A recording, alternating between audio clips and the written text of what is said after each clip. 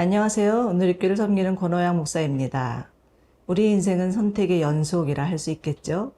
어떤 선택을 하느냐에 따라 그 삶이 달라지고 미래가 달라질 수 있기에 선택에는 신중함이 요구되어야 합니다. 그러나 무엇보다 그리스도인에게 있어서 중요한 건 믿음의 선택이죠. 하나님이 주신 말씀을 따라 믿음으로 선택할 때 예기치 아니한 하나님의 축복을 받게도 되지만 반면 하나님의 말씀이 아닌 자신의 의지나 뜻대로 선택할 때 감당치 못할 불우한 생을 살 수도 있습니다. 오늘 하나님께서 우리에게 주시는 말씀을 통해 믿음의 선택의 중요성을 되짚어 보기를 바라며 창세기 19장 30에서 38절 말씀 함께 묵상하시겠습니다. 창세기 19장 30절에서 38절 말씀입니다. 롯이 소알에 거주하기를 두려워하여 두 딸과 함께 소알에서 나와 산에 올라가 거주하되 그 두 딸과 함께 굴에 거주하였더니 큰딸이 작은딸에게 이르되 우리 아버지는 늙으셨고 온 세상의 도리를 따라 우리의 배필될 사람이 이 땅에는 없으니 우리가 우리 아버지에게 술을 마시게 하고 동침하여 우리 아버지로 말미암아 후손을 이어가자 하고 그 밤에 그들이 아버지에게 술을 마시게 하고 큰딸이 들어가서 그 아버지와 동침하니라. 그러나 그 아버지는 그 딸이 눕고 일어나는 것을 깨닫지 못하였더라. 이튿날 큰딸이 작은딸에게 이르되 어젯밤에는 내가 우리 아버지와 동침하였으니 오늘 밤에도 우리가 아버지에게 술을 마시게 하고 네가 들어가 동침하고 우리가 아버지로 말미암아 후손을 이어가자 하고 그 밤에도 그들이 아버지에게 술을 마시게 하고 작은딸이 일어나 아버지와 동침하니라. 그러나 아버지는 그 딸이 눕고 일어나는 것을 깨닫지 못하였더라. 롯의 두 딸이 아버지로 말미암아 임신하고 큰딸은 아들을 낳아 이름을 모압이라 하였으니 오늘날 모압의 조상이요 작은딸도 아들을 낳아 이름을 베남미라 하였으니 오늘날 암몬 자손의 조상이었더라. 소돔과 고모라의 멸망을 피해서 소알로 도망했던 롯과 그 두 딸들은 소알에 사는 것도 두려워서 산에 올라가 굴에 거하게 됩니다. 이로써 우리는 이들이 얼마나 하나님으로부터 멀어져 있는가를 짐작하게 되는데요. 환난 가운데 이들이 찾은 것은 하나님이 아닌 굴이었습니다. 그러나 굴은 이들의 피난처가 될 수 없었죠. 오히려 어둡고 침침한 굴은 그들로 하여금 하나님의 생각이 아닌 다른 생각, 지극히 인간적이고 세상적인 생각에 빠져들게 합니다. 심리학에서는 사람이 어려움을 겪을 때 자신이 만들어 놓은 자기만의 동굴로 들어가 헤어나지 못하는 수도 있다고 합니다. 잘못하면 부정적이고 비관적인 생각에 머무르면서 자기 비하나 자기 연민에 빠질 수 있기에 자칫 위험한 일이라 할 수 있겠죠. 특히 요즘처럼 가족이 해체된 사회에서 홀로 있다 보면 자기만의 동굴로 들어가는 일이 늘어나고 있는데요. 아무리 나 홀로 시대라 할지라도 자신과 소통할 수 있는 사람들을 만나 교제하고 무엇보다 하나님께 자신의 마음과 생각을 아뢰며 자신의 생각에서 벗어나 하나님의 생각으로 전환하고 자신을 향한 하나님의 뜻을 분별할 수 있어야겠습니다. 그런데 동굴로 격리되어 버린 롯의 두 딸은 상상치도 못한 기발한 생각을 하는데요. 31에서 33절 보시겠습니다. 큰딸이 작은딸에게 이르되 우리 아버지는 늙으셨고 온 세상의 도리를 따라 우리의 배필된 사람이 이 땅에는 없으니 우리가 우리 아버지에게 술을 마시게 하고 동침하여 우리 아버지로 말미암아 후손을 이어가자 하고 그 밤에 그들이 아버지에게 술을 마시게 하고 큰딸이 들어가서 그 아버지와 동침하니라. 그러나 그 아버지는 그 딸이 눕고 일어나는 것을 깨닫지 못하였더라. 참으로 천륜을 배반하는 악한 행위이죠. 그러나 이들은 너무나 떳떳하게도 이것은 세상의 도리를 따르는 일이라고 합리화하고 있습니다.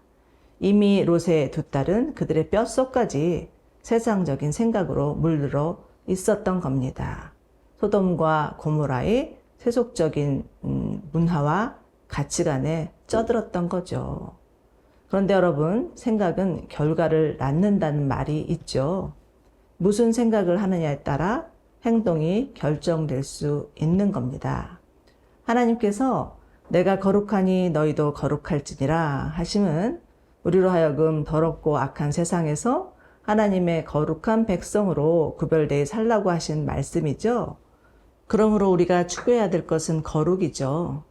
그러나 예수님을 믿는다 할지라도 우리 안에는 여전히 세상으로부터 학습되어 온 옛 생각과 옛 습관들이 남아 있습니다.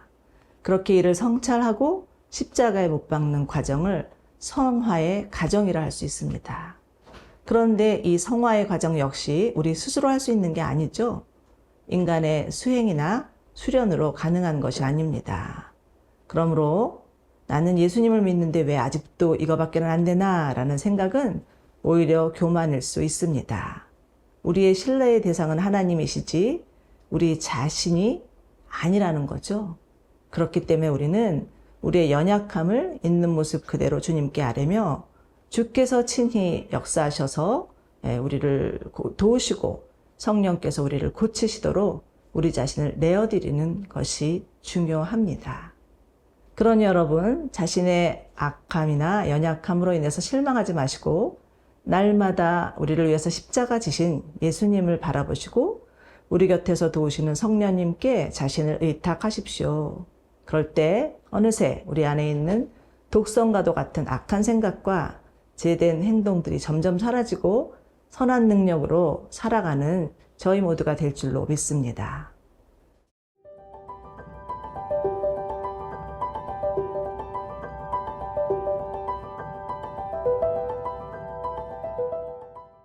롯의 두 딸들의 비윤리적인 행위는 그 다음 날도 계속됩니다. 자손을 잇기 위해 아버지와 동침한 두 딸이나 또 술에 만취되어 딸과 동침하는지조차 모르는 아버지나 악하기는 매한 가지였죠. 애들이 얼마나 세속에 찌들어 있는지를 적나라하게 보여주는 장면이라 할 수 있겠습니다. 그런데 이와 같이 타락은 한순간의 실수인 것 같지만 반드시 그 뿌리가 있음을 관가해서는 안 됩니다.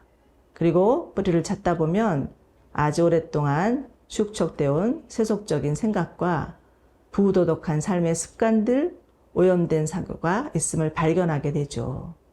죄에 찌든 영혼은 스스로 성결의 의지를 가질 수 없기에 점점 더 깊은 타락의 늪으로 빠져드는 것입니다.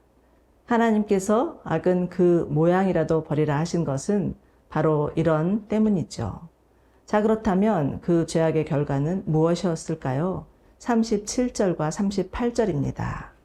큰딸은 아들을 낳아 이름을 모압이라 하였으니 오늘날 모압의 조상이요. 작은 딸도 아들을 낳아 이름을 베남미라 하였으니 오늘날 암몬 자손의 조상이었더라. 참으로 한 민족의 기원치고는 비도덕적이고 수치스러운 원역사입니다. 모압과 암몬 족속의 조상의 이름에는 영원히 씻을 수 없는 부끄러운 과거를 담고 있죠. 모압은 아버지에게서라는 뜻이고 암몬의 조상 베남미는 나의 아버지의 아들이라는 뜻입니다. 모세율법에 의하면 근친상간은 사형에 해당하는 죄였기에 더더욱 수치요 아픔이었겠죠. 한편 모압 족속은 주로 요단강 동쪽 야복강 근처에 거주하면서 이방인 그모스를 섬기는 자들이었는데요. 특히 이들은 이스라엘 선지자로부터 하나님 나라의 원수로 지목될 만큼 이스라엘에게는 가시 같은 존재였습니다. 그 대표적인 사건으로는 모압 왕 발락이 거짓 선지자 발람을 시켜서 이스라엘을 저주한 사건이죠. 그러나 하나님은 이 저주를 축복으로 바꾸는 반전의 역사를 일으키십니다. 그리고 또 한 사건은 광야에 있던 이스라엘 백성들이 모압의 여인들과 음행을 저지른 것이었죠. 가나안 땅 입성을 코앞에 두고 벌어진 사건이었는데요. 모압의 여인들이 이스라엘을 불러서 그들의 음란 제사에 동침하게 한 것인데, 이로 인해서 무려 이스라엘 가운데 죽은 사람이 24,000명이나 되었습니다. 또한 암몬 족속, 이들은 모압보다 더 호전적이었죠. 주변 국가들을 쉴 새 없이 괴롭히는 민족이었습니다. 더구나 이들은 어린아이를 제물로 바치는 몰록신을 섬기는 등 하나님과는 무관하게 사는 자들이었어요. 참으로 이스라엘과는 뗄래야 뗄 수 없는 친인척 관계이면서 철천지 원수였다고도 할 수 있겠죠. 그러나 그럼에도 불구하고 하나님은 이들을 기억하시고 사랑하셨습니다. 여러분 혹시 모압 족속 가운데서 생각나는 인물이 있으신가요? 가장 대표적인 인물은 예수님의 조상이 된 모압 여인 룻이죠. 그는 이방 여인이었지만 어머니가 믿는 하나님이 나의 하나님입니다 라고 고백하면서 어머니를 따랐다가 예수님의 조상의 반열에까지 오른 믿음의 여인이었습니다. 이처럼 하나님은 인간적으로는 허물이 많고 버림을 받아 마땅한 자들이지만 그들을 사랑하시고 구원하기를 원하셨죠. 베드로후서 3장에서 아무도 멸망하지 아니하고 다 회개하기를 원하노라 라고 하시는 말씀이야말로 하나님의 애절한 마음이기에 우리에게도 큰 울림이 되는 것 같습니다. 여러분, 구원은 하나님의 신실하심에 달려있는 것이지 우리에 의해서 좌우되는 것이 아닙니다.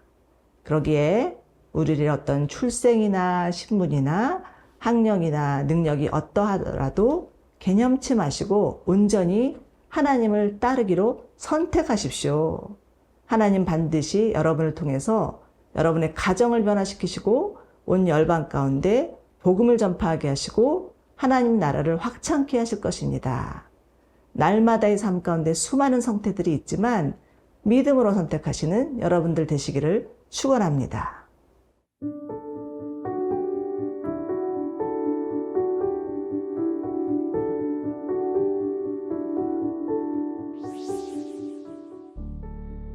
사랑하는 하나님 아버지, 우리의 삶 앞에 놓여진 수많은 선택들 중에서 무엇을 선택해야 할지 도무지 알 수 없을 때 먼저 하나님께 겸허히 무릎 꿇게 하여 주옵소서. 우리의 생각과 뜻과 계획의 무익함을 깨달으며 하나님의 말씀 앞에 온전히 순종하여서 우리를 통하여서 하나님의 선하신 뜻이 이루어지게 하옵소서. 예수님의 이름으로 기도드리옵나이다. 아멘.